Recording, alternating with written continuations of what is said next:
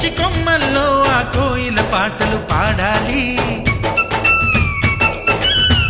చుట్టాలు పక్కాలొచ్చి కమ్మని విందులు చెయ్యాలి.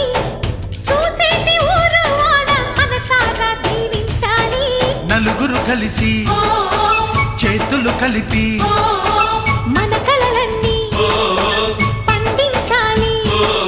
ఒక చోట పుట్టని కోడళ్ళు అయ్యారు అమ్మకే కూతుళ్ళు. త్వరలోని ముద్దుగా పుడతారు ఈ తాత పోలికల మనవళ్ళు. ఈ సంతోషాలు సరదాలే మా పండుగలు.